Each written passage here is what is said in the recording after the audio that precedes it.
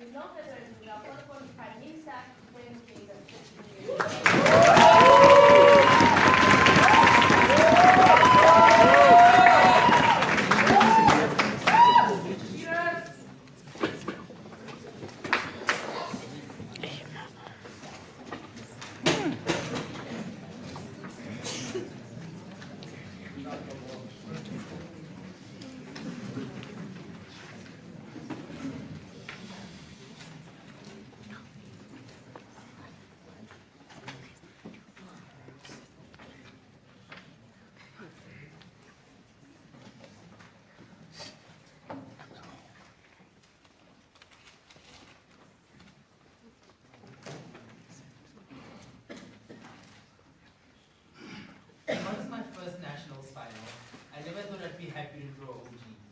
But for far too long, women have been the victims of subjugation, violation, disenfranchisement, and oppression.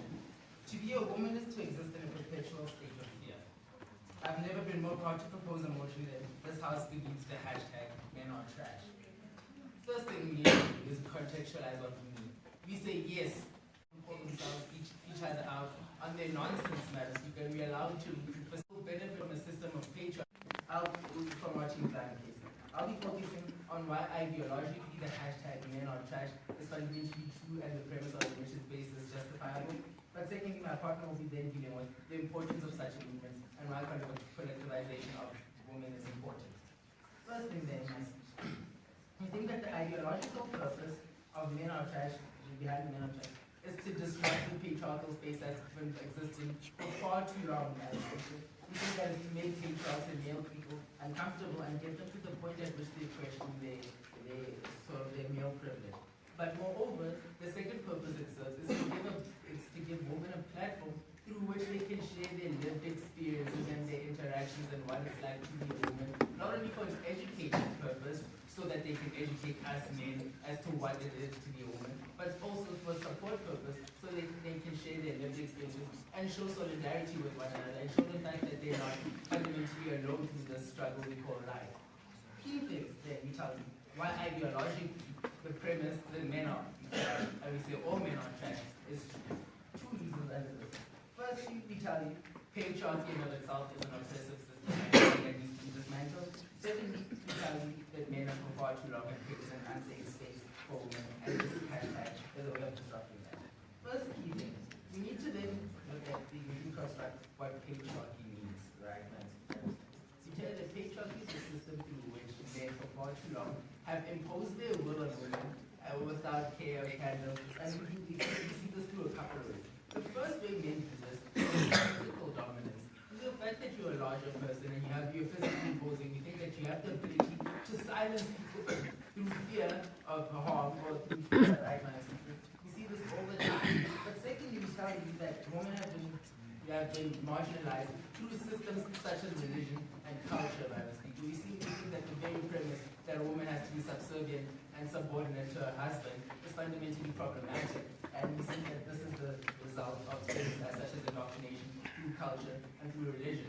Moreover, we think that people for far too long have used things like culture and religion as tools to oppress women and stop them from going to school or furthering their education or improving their lives simply because they have to be subservient and use the supporting role in their relationship. The third thing we think that why men are trash under patriarchy is because we think that men don't have to deal with a particular thing called the glass ceiling, madam. We think that the fact that Trump, an unqualified, uneducated, and a fuck-up of a person, pardon my language, got a good job over someone like him, who was well more qualified, shows you that the glass ceiling fundamentally exists. The fact that we haven't had an all-female team with ESL shows you that there's a glass ceiling that women have to perpetually work not harder for, right? And we tell that this glass ceiling affects women whether or not they opt in and out of it, and it affects men whether they opt in and out of it, and men benefit from this glass ceiling, and that's why we say the hashtag men are trash. Thirdly, we tell you that men create male under patriarchy. We tell you that men create male-dominated space. We tell you that the fact that in pre-culture, the majority of men refuse to acknowledge the legitimacy of a female head as the person who head this meeting is fundamentally problematic, madam speaker. And we say that even if if it isn't open, we say that the majority of men they kept quiet and allowed for that system to occur. That's why we then say it's fine for us to brush you with the same glue, And even if then we have to concede that someone will be hurt by this, we tell you we don't care, man. When women tell you they're hurt, they're telling you that they've been violated, that they feel unsafe. When you tell us you're hurt, you tell us your feelings are hurt, and your man and your friend are masculinity has been hurt. We don't necessarily think that this debate is about trying to evaluate whether men will or not men are racist. Please tell us why this is a movement that women ought to support in trying to curb the racism. Ma'am, I've told you already why this is a movement women ought to support. We tell you that it gives them a platform through which they can collectivize their shared lived experiences. And it gives them a system and a means of actually challenging the system, the very system that's been created, right, man? Because we think that for far too long, men have turned a blind eye. But the moment someone tweets men are trash, it forces you to have a visceral response to it, and it forces you to actually engage with it rather than ignoring it. Moreover, we tell you that it has a certain second benefit of actually being marketable, right, man? So it is able to spread via social media, and that way it gains traction and reaches a larger capacity than it otherwise would have. We tell you that this is but secondly, why we tell you men are trash, we tell you that we've created systems and we've created an environment where women feel unsafe. We tell you this is true through things like catcalling, through things like slut shaming, and through things like rape. We tell you that men for far too long have been entitled to a woman's body matters. We tell you that men are trash is woman resisting and saying my body is my body matters, and that my lived experiences are as follows. We tell you that this is fundamentally important because one, on an ideological basis, the hashtag men are trash is designed to disrupt and grab men, question their patriarchy and their male privilege. And we tell you that this is something that women ought to opt into. Since out of order, sit down there. Thank you. We tell you that this is something women ought to opt into because it facilitates them to have the ability to challenge a system that has disenfranchised them for far too long. We tell you, what can you take away from my speech? Firstly, I've explained to you the importance of such a movement, right, man? I've explained to you that ideologically the premise on which hashtag men are trash is based on is fundamentally a truism, because the fact that males have to work a hell of a lot harder than what women do, the fact that men dominate spaces that others are unavailable to women, and the fact that women for far too long have had their voices marginalized and silenced. We tell you that hashtag men are trash is a way of women collectivizing their voices and shouting to the top of their lungs that for far too long they've taken our shit and no longer. We tell you we are proud to propose this motion.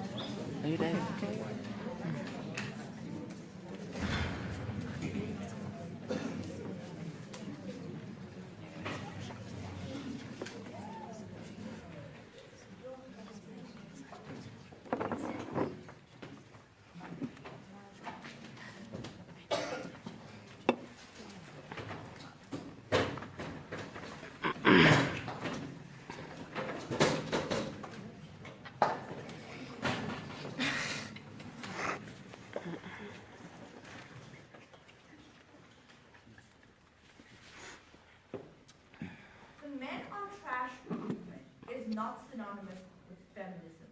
That is an important strategic flaw we have noticed in Oji's case. We tell you that the men are trash movement is not synonymous with feminism for many reasons. And I'll be dealing with this further on in my case. 3 things I'm going to tell you in my case.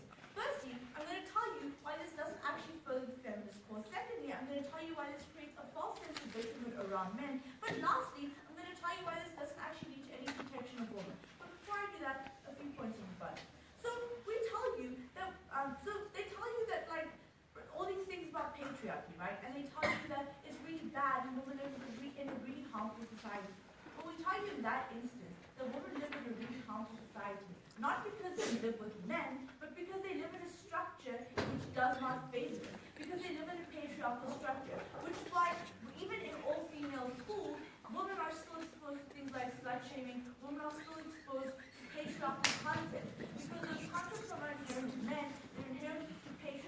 society.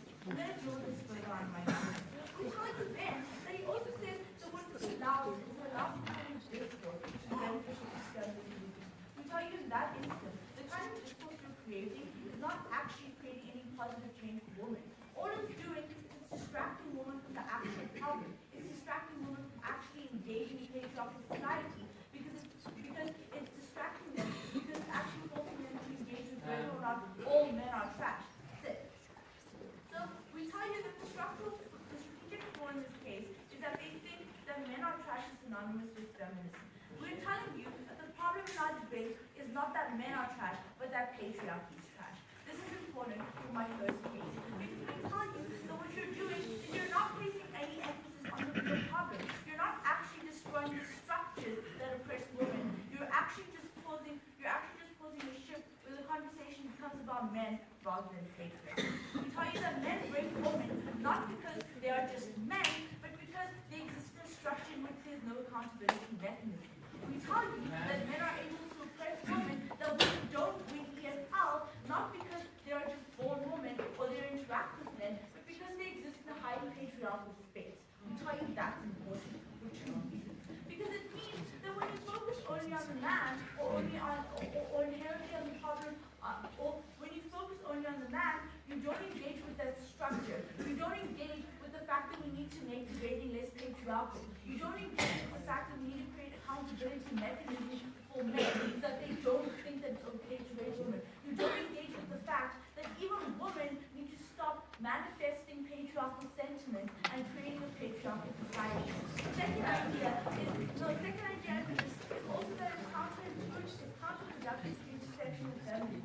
Because intersectional feminism tells you it's not the man in and of itself who is the problem. It is not the woman in and of itself who is the problem either, but it's rather the structure in which they exist. So we tell you that white women are not a problem in and of themselves, but they're a problem in the feminist movement because they still exist in a structure in which they are favored above women of color. This means that what you're doing is you're engaging in the structure behind which oppression exists. You're removing the idea that oppression exists because of the structure rather than the person. Because we tell you that even in instances where you're trying to engage in all female spaces, there's still structures in which some females are prioritized above others. When you create the Men Are Trash movement, you're creating an idea in which a person is inherently harmful rather than the idea that the structure in which they exist is harmful.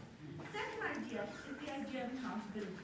We tell you that the problem is that men are not accountable for their actions because they think that they're victimized. They think that they're inherently just born as trash and they have no mandate to rectify that, right? We tell you that men are trash men are trash because they exist in a structure which excuses this trashiness. We tell you that when you say men are trash because they refuse to acknowledge women in spaces, we think that that's a problem. We think we ought to pull them out of them rather than to excuse their actions and say, well, they're just trash. What do you really expect? No. But lastly, we tell you that it's counterproductive to the feminist movement because it doesn't actually allow for anything that benefits women in general. We tell you that we live in a patriarchal society. That's a concession that's made on both sides. We tell you then that the only way we're going to further the feminist movement is if we're able to engage in negotiation processes in which we're able to take back some social capital from men. Right? We tell you then that what you're doing is you're being counterproductive to any negotiation process in which women are able to engage with men in spaces and are able to take back their power. You're taking away the ability for women to compete against men and win on that merit. You're taking away the ability for women to sit down at the negotiation table and negotiate better legislation for themselves in a world in which men still have more social capital, in a world in which men still control our legislation, in a world in which men still have more lobbying power than us. Okay. Ma'am, when you exclusively focus on the system, you give men a cop out of saying it's not my fault, it's just the system, therefore I don't blame this one. You say that it's not what you do or the way you act, but rather the way you inherently are. That is less of an accountability mechanism than what we propose on our side. You're saying the way you act in that system ought to be reprimanded, rather than just excusing them and saying that they're trash and you ought to excuse them. The problem is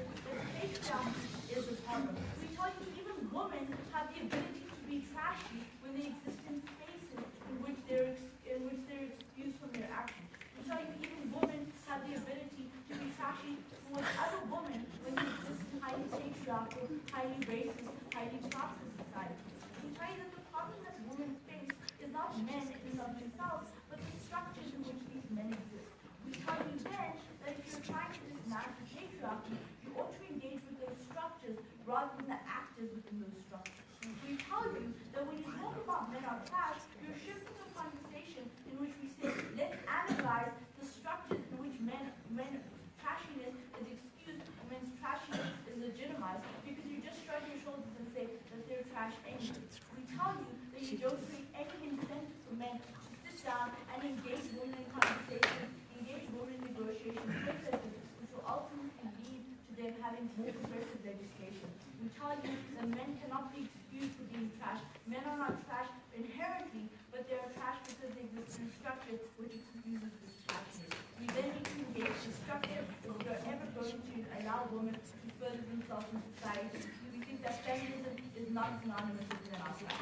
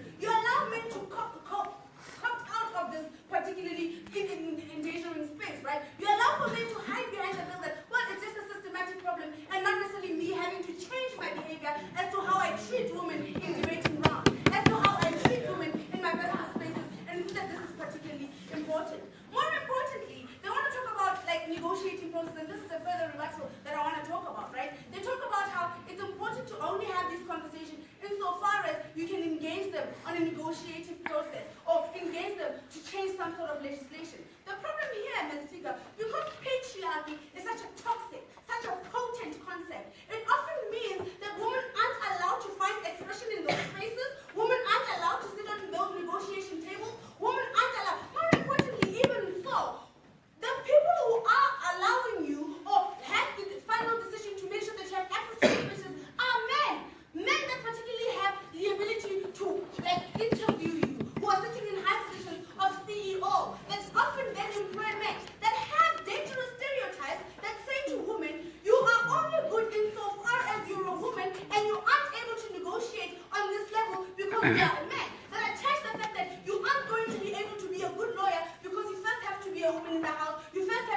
to children. This is particularly harmful and this enables women from getting there. So it is a structural problem, but it is also a social problem in that we have to directly face men and say, you are trash for your actions outside of institutions, outside of your business, outside of things that would otherwise enable you to have these negotiating spaces I want to talk about. We think it's particularly important that we engage them on that level. They don't allow these benefits to happen. We think we win on a principle level. No, sit down. So why do we think that it's important, particularly for women to collectivize and organize themselves? Because I've already told you, the context here, Mr. Speaker, is because the idea here is to understand that it's important for women to share their lived experiences, right? It's important for women to organize themselves and to be honest about the experiences, particularly that they have, that have been detrimental to their growth, that they've been detrimental to their psychological ability to organize themselves in spaces that have been toxicatedly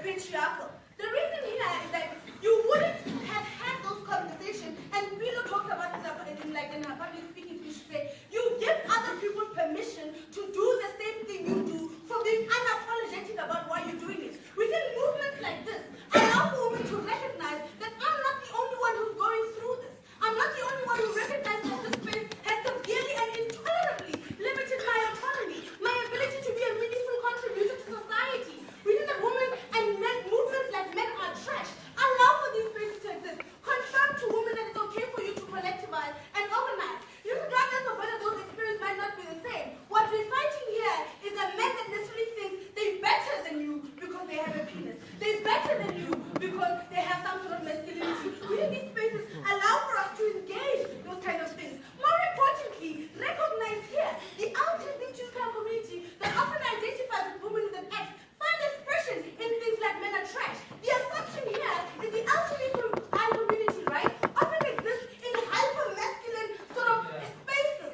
Men are trash allows for people to engage those spaces, allows for the people, members of the LGBTQI community, to outwardly say, we are also experiencing patriarchy. Even though I'm a man, I still experience some sort of patriarchy. And he thinks this is something that's particularly important, even to our groups. No, thank you. But more importantly, why do we think that these movements are particularly good for other minority groups? We think that other minority groups find a lot of solidarity, understanding that other groups are able to find expression and are able to gain momentum and are able to unapologetically and outwardly say that we are tired of this shit, right? We are tired of white people who happen to be privileged that often don't think that Black lives matter, right? We think that this movement allows for people like that to recognize that they also need to identify and collectivize and organize themselves to say, you don't like this. And I think it's time we talk about it, and it's time we disrupt those spaces because we don't think that movements like this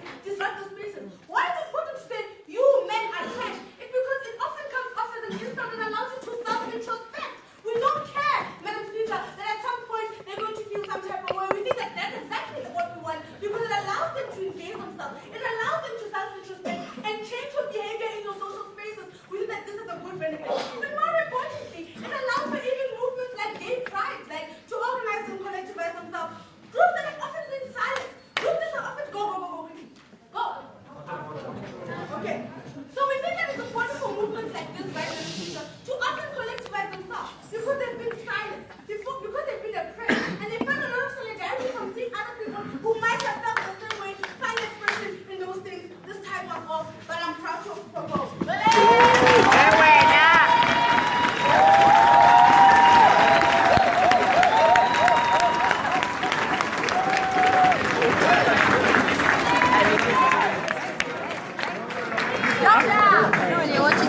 Like this, yeah, like you.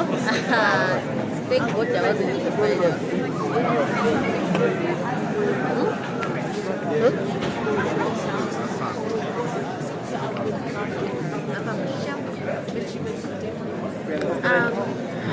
for the third time in a row, representing the state.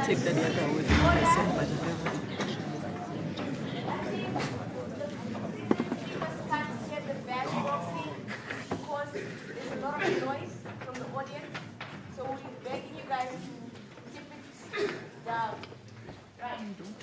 We now call for the easy down position to close the house display. Okay?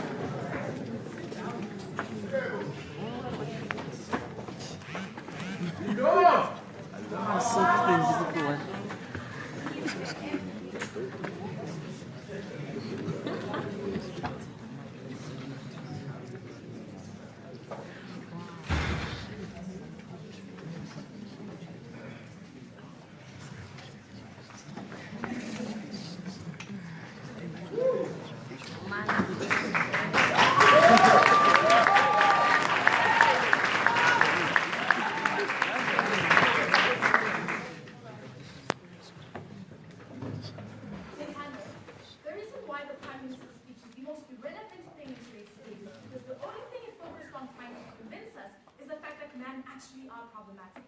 This is not what this debate is about. This debate is about whether or not this movement is something that is legitimate and effective that women ought to align themselves, particularly the feminist movement. The only reason they give us for this is that it allows women to collectivize. Let's tell you why essentially their case does not win them today's debate. So the fundamental question I'm going to ask in my rebuttal is this a movement that women ought to support and align themselves with? And so the first thing, therefore, or rather the first idea that we're going to be dealing with is this idea that, listen guys, we promote a collective movement in a collective space for women, where extensively we create a platform in order for them to understand as well as deconstruct patriarchal narrative. The first part of this analysis and this assumption is that it assumes that women aren't aware that they live in a patriarchal society. It assumes that women aren't aware of the fact that they are raped by men, and that patriarchy is a system that actively places men at a better position than men in society. This is ahistorical and naive of the very reality. The second thing that this tells you is that the movement has focused less on tangible solutions to address the matters that we're dealing with. And this is particularly because the conversation that has been caused by men are trash is whether or not all men are trash, or rather some men are just trash. In contrary, or rather contrary to that, there hasn't been any significant change that has been brought by this solution. By this movement, there haven't been any solutions that have been purported. In that instance, we don't think that it does a lot to deconstruct patriarchal narratives that women are already aware of, right? And this is therefore what we're going to say, that if therefore the focus on men particularly doesn't bring particular change, we would therefore say that this movement in itself is something that women ought not to align themselves with. Lastly, under this matter, we therefore just tell you that we already have what's the spaces where women can discuss their experiences as well as have some sort of consensus, right? We have women forums in spaces like debating. We have safe spaces in universities and schools. We have the feminist movement within itself. We would therefore tell you that if what they're proposing in today's debate doesn't bring any benefits that are separate from the ones that we already have, we would therefore tell you that what they're proposing in today's debate is absolutely redundant. This then brings us to the second point that they bring, right? And this is where they tell us that the problem is men specifically because they benefit from patriarchy. So it's important that we target men directly, right? But secondly, they tell us that, listen guys, men can opt out of trying to hold any form of accountability because they can simply just say that, well, it's the system that benefits them. I don't necessarily hold any accountability. What we're going to tell you, particularly as to why this is wrong, what we're going to tell you in today's debate is that when men are actively being benefited by patriarchy, right, it means that this is already a concession to the fact that this is something that relatively benefits them and something that exists. What this does is that it places an obligation on these men to actively address the system that benefits them because they are aware of them. We think that when you make patriarchy a priority, that's exactly how you therefore answer. That's exactly how you better address this problem. But why then should patriarchy be the priority and not men specifically? Because this is analysis that you didn't give us on the contrary.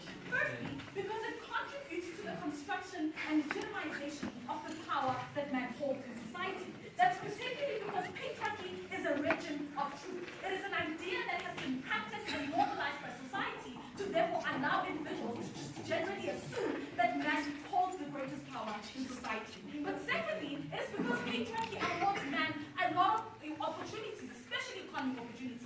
Because it grants the idea, or rather the assumption, that it is men that ought to go out into spaces and empower themselves when women sit behind and remain dependent on them. Lastly, because it is an idea that tells men that they ought to have egos and believe that they are the greatest one when the woman is the lesser to them.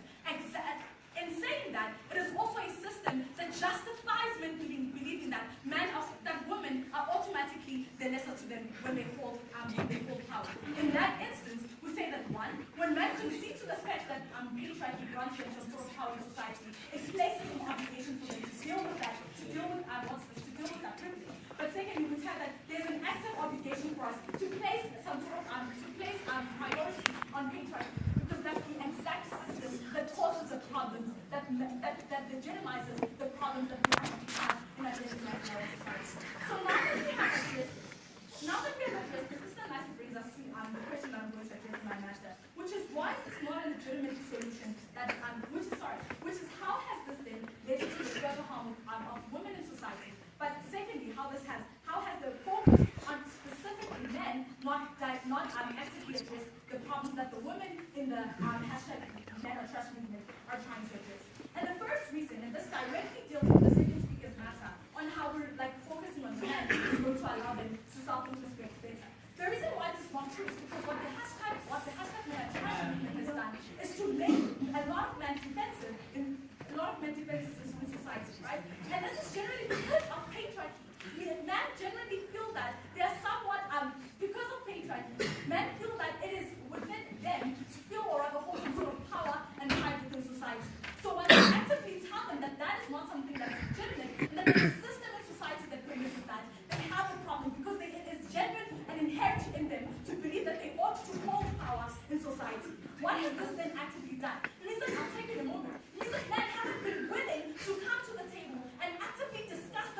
they are benefited by a system of patriarchy because they are actively defensive of their property. But before I proceed, I'll take this. What's the difference between bowel hooks and Cardi B? What's the difference between bowel hooks and Cardi B? I don't know. You must show. The next one, right? And the second thing that we're going to tell you, which is actually the fact that it has and which will legitimize, in which men have begun to legitimize the fact that they are problematic. Because when we tell them that they are trash, what automatically has come as a conclusion, as a consequence of this movement, is saying that, oh well, because I am trash, I ought to act this way because I am man. Because that's the kind of characterization you have given in the society. Men have therefore internalized and normalized this behavior because they see it as legitimate, because this has rather gave them that legitimacy. But lastly, we think that this has actively harmed women because through the entire time this protest and this movement has been growing in society, a lot of violence has been shown to women. And this is particularly because it comes from the defensive space where men feel like their vulnerable egos are being taken in society. Extensively what this has done is to lead to the this has led to the victimization of women and has actively led to us harming them. All of these and has actively led to us all of these reasons we will today.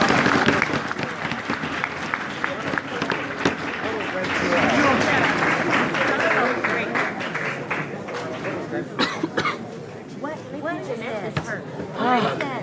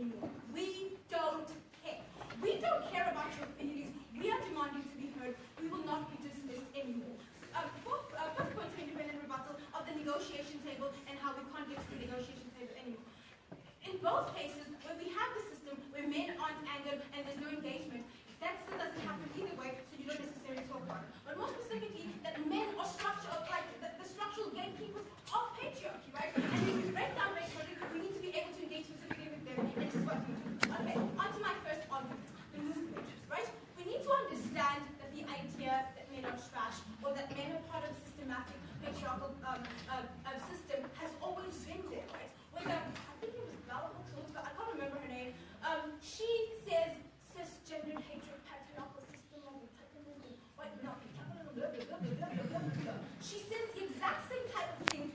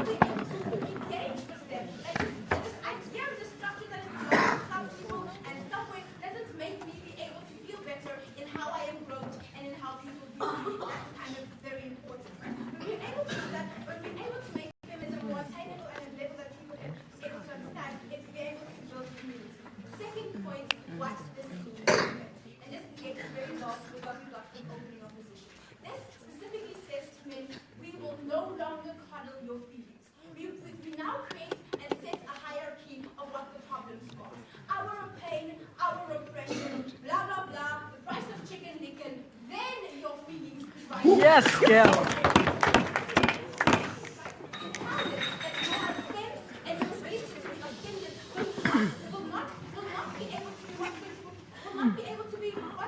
What hinders us being able to talk, right? You're victims and you're not feeling like you can be able to, like, whatever made us touch all those different types of things will not negate us from being able to have these types of things, right? It tells men, this is the conversation we have. We are having this conversation here, join us. Not us saying we will go to the conversations that you have and we will say please and thank you and excuse me and all those different types of things. That's exactly what this type of things.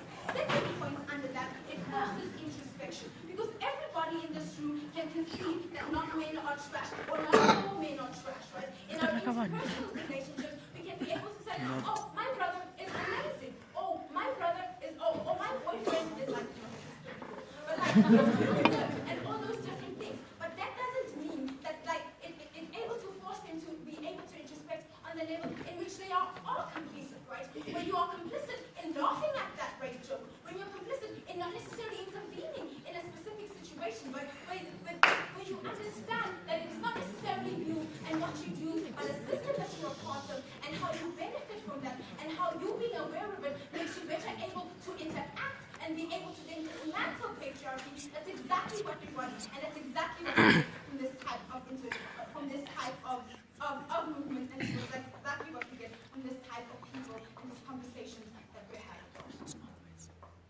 The time for us to care what men feel like is over. Yes. The time for us to be able to take center stage as women and make our arguments and our pain and our issues front and center is now. It cannot happen when we care about who gets hurt or who does whatever. It cannot happen when feminism and the movement it's trying to make is hidden in CEO rooms and in academic books. That cannot be how we engage with this anymore. We are very proud.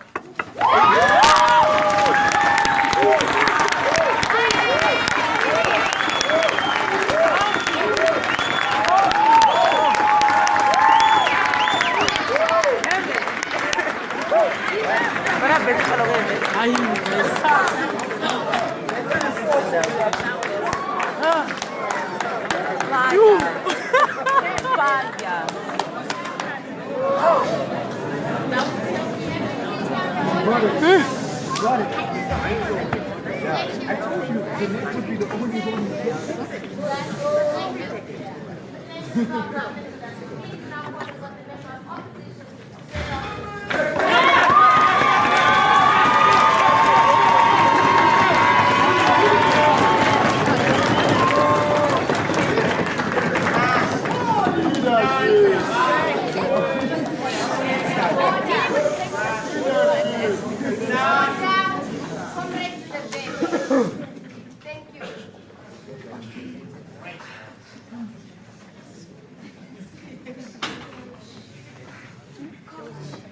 From that closing opposition, we tell you that toxic masculinity is not intrinsic to the male experience.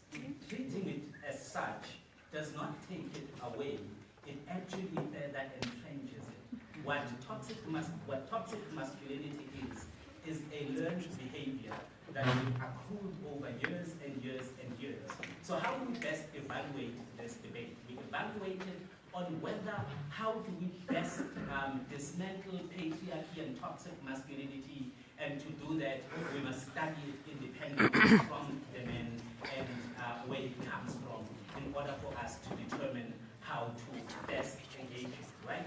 So we tell you aside, closing government, that the criteria for evaluating this debate should be whether or not labeling men as trash helps further the aspirations of the feminist movement, or does it harm it? From side closing opposition, you will hear that it harms it.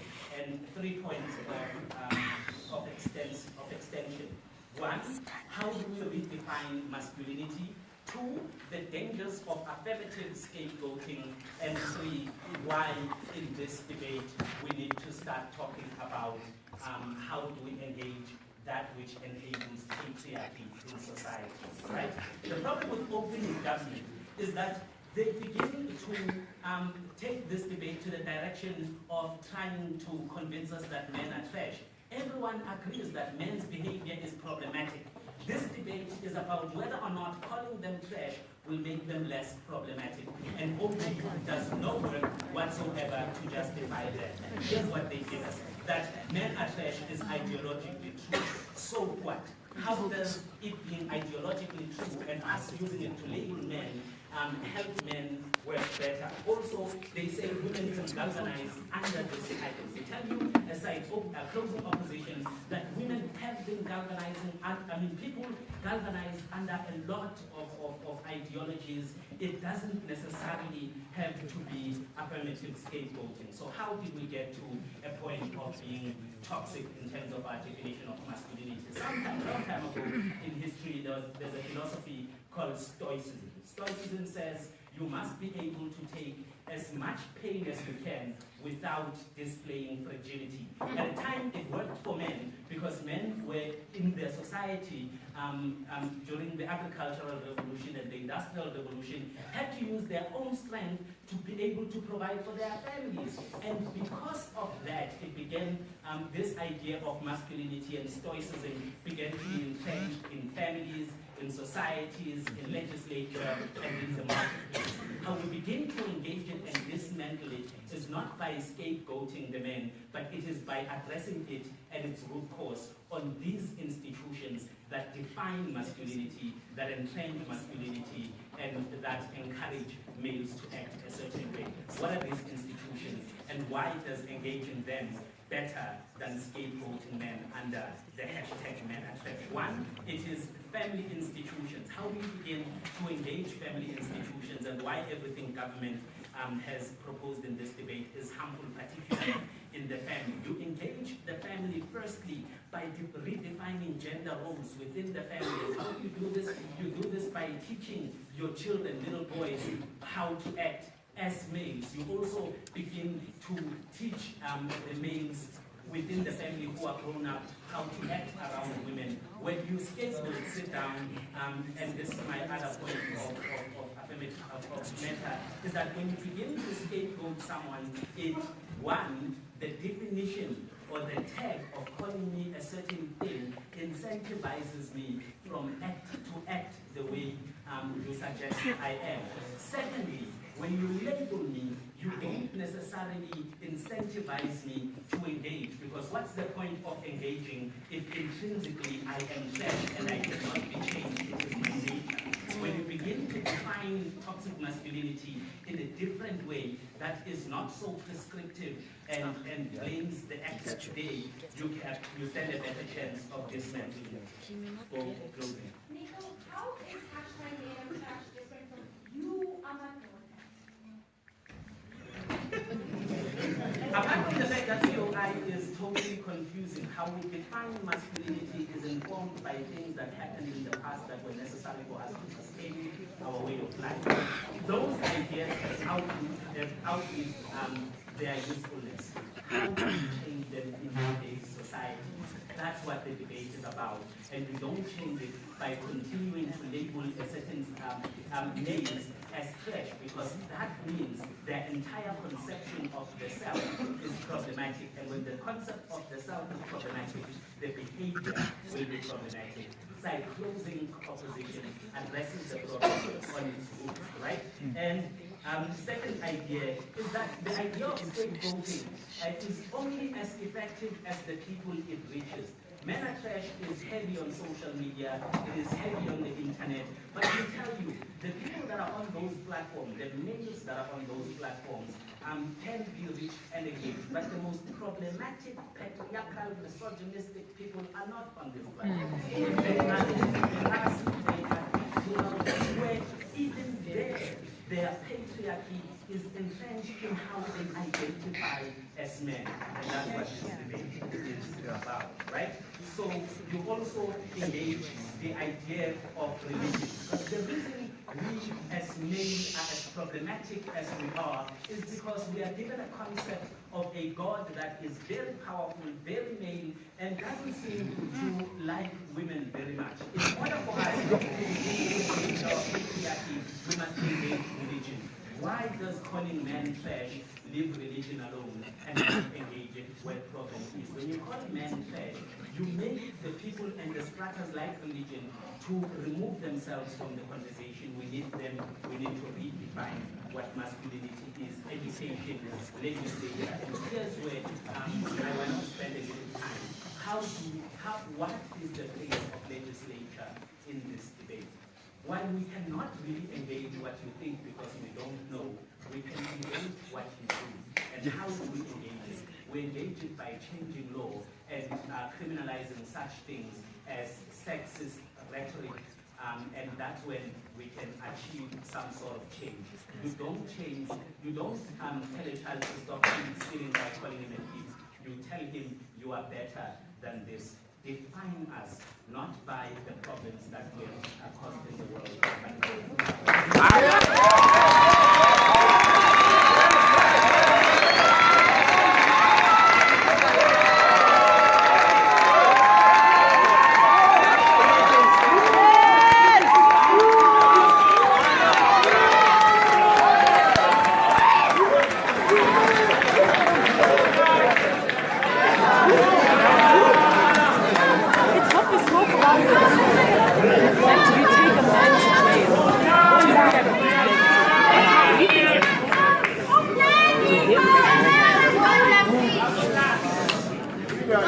Let's not prove why we are trash. Can we have order? Can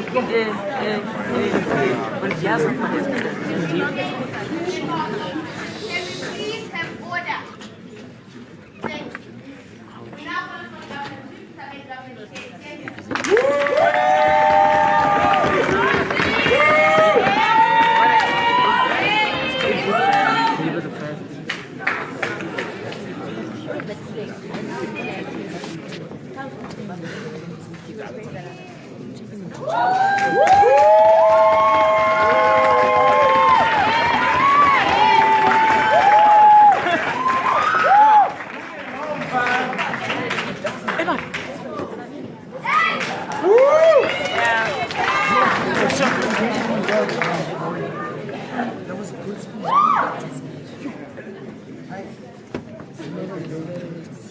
Oliver, you okay?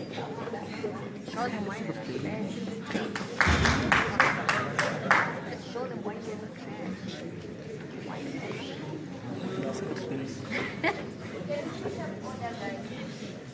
There's a lot of noise coming from the audience.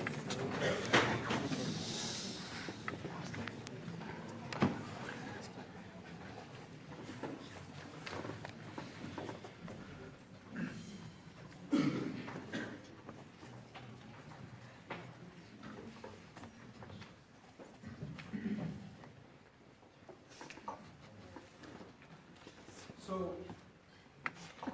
not so long ago, when Karawa died, there was outrage within the whole South African community. She was not the first person to die of such a nature. Many have been before her. But when people use that kind of happening to express their discontent about the behaviors of men, we saw a drastic change in how the society views men.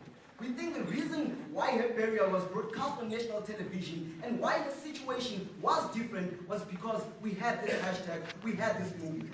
What we tell you, specifically from close in government, is that the hashtag Men Are Trash movement is now changing the dynamic, and that gives us the reason why we should be doing it, and that is why we support in this case. So before we do a lot of things, allow us to engage in some independent rebuttal, firstly from opening opposition, then moving to closing opposition. Then after that, I'm going to give a way up of who does better on your side and why you should buy specifically into what Jeanett tells you more than anyone person because the speech is the best so far. So let's begin Anam.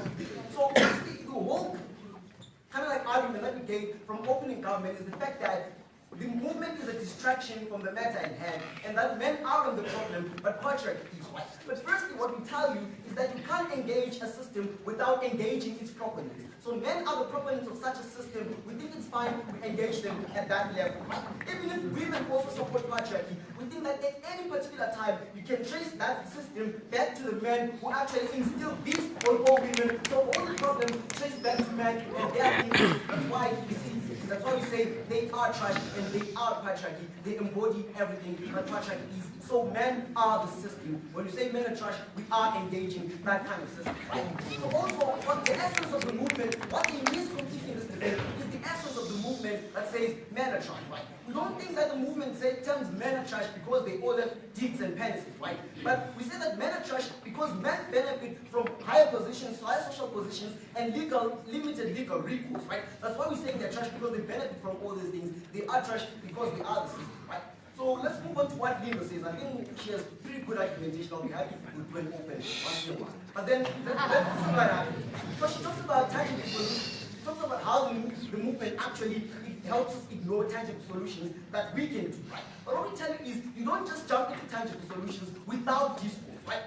Because the value of discourse in this case is that it gets both parties to come to some realization that something is wrong, right? Once you come to that particular realization, that's where you galvanize all people, men and all women, to actually act towards getting this kind of like tangible solutions that you have, right? So, and the last part of their argumentation that seems to be strong is the fact that it makes men defensive.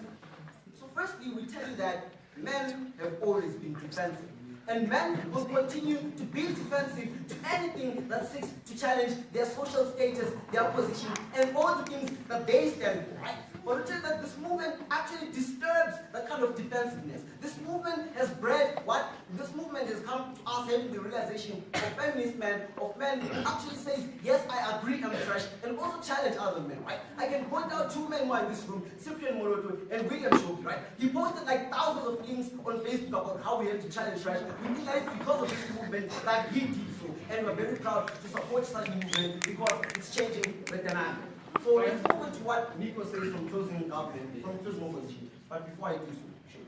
How many guys and what type of guys engage and read what Cyprian writes on the national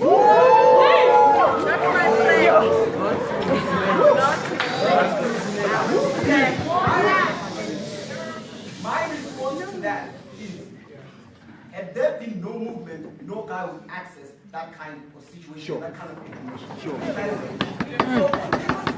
based on men's feelings, right? About how we make men feel, right? We think that we don't have to cut with those feelings anymore. It's a good idea that we disturb them. Because we also think it's a good idea that we remove the conversation for them, that we center the conversation around feminism, so that women, all women, actually realize the kind of like the kind of things that we stand for and actually engage with this, which is what Jeanett tells you, right? So also Nico talks about like how we can best approach the solution is to redefine gender roles and families. So we tell you that this can happen if the guardian of teaching the gender roles can see that male support and benefit from patriarchy is trash, right? So if you want to redefine these gender roles in families, if you want to take that kind of a route, you have to start somewhere. Those things don't just happen, right? You come to a point where they happen when people actually accept that something is so bad, and we think that this movement actually gives us that space to appreciate that something is bad, right? We also think we can't just engage law and criminalize rhetoric when people actually make this law are inherently trash themselves and they inherently uphold patriarchal values. We think we value that, right? So let us move on to like what we heard from our opening government. They tell us that women have been systematically oppressed and that they justify it on a principle basis, and they give us the importance of women to collectivize. We think that that is incredibly important. But mostly you should buy into what Jeanett is saying, because it actually attends to the burden that we've been given by Lindo about how women should actually buy into this movement. This is what Jeanett tells you. So Jeanett tells you that this kind of rhetoric and the hashtag Men Are Trash movement makes the feminist movement accessible to everyone, right? So once you make the feminist movement accessible to everyone, you mean that each and every person who before couldn't access it because they did not understand how it is, who couldn't access it because they've been clouded by how trash patriarchy is, when they come to the realization about how patriarchy is, how bad patriarchy is, then they start to engage that kind of rhetoric. We think that is incredibly valuable because we need all women to rally behind a movement that seeks to change the dynamic, right? And also, Jeanett actually tells you that this actually doesn't account for the feelings of men. So it tells all women that men, we don't care about them because we are equals with them. There's no way they can care about us, right? But furthermore, we tell you that this feminism and this feminism actually is the feminism of everyone, the white woman and also the black woman. We think that it actually helps us to be one and also support this. This is the reason why we are better specifically from closing government. So, the thing that we tell you is, we have to support this movement because this movement is changing the dynamic. The results we are seeing, we think that this kind of results can spill into society. In as much as we say that a limited number of men access Facebook and access this kind of movement, that alone is not enough for us to discredit the movement because the movement is changing the dynamic where that kind of movement is accessible. Without this movement, we would never have this change. From closing government, I am incredibly proud. Order.